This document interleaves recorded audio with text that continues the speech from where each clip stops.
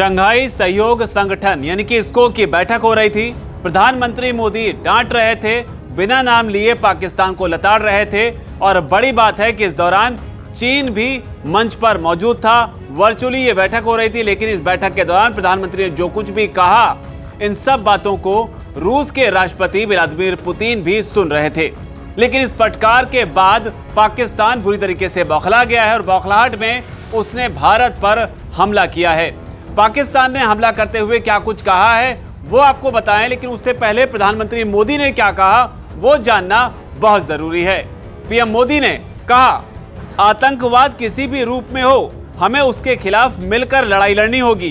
कुछ देश cross border terrorism को अपनी नीतियों के उपकरण के रूप में इस्तेमाल करते हैं, आतंकवादियों को पनाह देते हैं। इसको को ऐसे देशों की आलोचना में कोई संकोच नहीं करना चाहिए।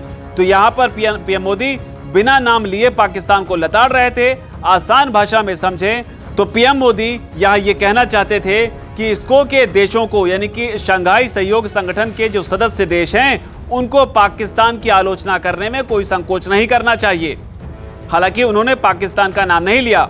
इसके अलावा पीएम मोदी ने कहा कि आतंकवाद क्षेत्रीय और वैश्विक शांति के लिए प्रमुख खतरा बना हुआ है। इस चुनौती से निपटने के लिए निर्णायक कार्रवाई आवश्यक है।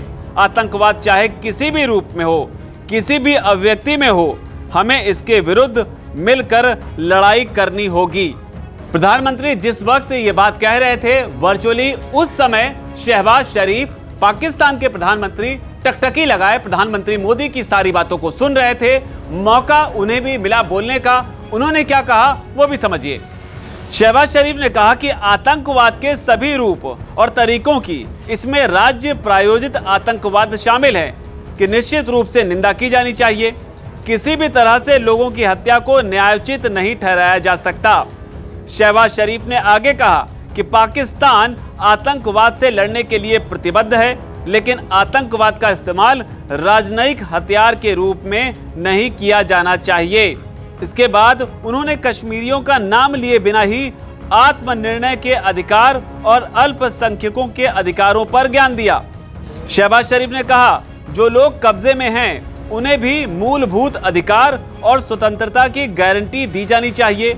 संयुक्त राष्ट्र सुरक्षा परिषद क्षेत्र के लंबे समय से चले आ रहे विवादों पर हमें हल मुहैया कराता है, इसका तत्काल समाधान किया जाना चाहिए। इसके बाद शहबाज शरीफ ने भारत के मुसलमानों का नाम लिए बिना कहा कि अपने घरेलू राजनीतिक एजेंडे को आगे बढ़ाने के लिए धार्मिक रूप से अल्पसंख्यकों को गलत रूप में नहीं पेश करना चाहिए। शहबाज शरीफ ने कहा कि धार्मिक आधार पर जानबूझकर घृणा को नहीं भड़काया जाना चाहिए। तो यह हमला था शहबाज शरीफ का। कश्मीरियों का नाम उन्होंने इस बार नहीं लिया, भारत के मुसलमानों का नाम लिए बगैर उन्होंने अपनी बात को कहा। लेकिन यहां पर बड़ी चीज गौर करने वाली बात यह है कि वही पाकिस्तान है जो बात बात पर यूनाइटेड नेशंस में जाकर धड़ल्ले से कश्मीर का नाम लेता है। लेकिन कम से कम अब बात यहां तक तो आ गई है कि पाकिस्तान को कश्मीर कहने में डर लगने लगा है। हालांकि प्रधानमंत्री मोदी ने जिस तरीके से पाकिस्तान को लताड़ लगाई या पाकिस्तान को जिस तरीके से आड़े हाथों लिया और जिस तरह से पाकिस्तान ने जवाब दिया, और वो भी तब जब चीन, जिसको पाकिस्तान का आका माना जाता है, और पुतिन दोनों मंच पर मौजूद थे। और इसके अलावा तमाम इसको समिट के जो राष्ट्राध्यक्ष हैं वो भी मंच पर मौजूद थे। इस पूरे प्रकरण को आप किस तरीके से देखते हैं? आपकी जो भी राय हो नीचे जाकर उसे कमेंट सेक्शन में आप जरूर लिखें। वीके न्यूज, राष्ट्र के नाम।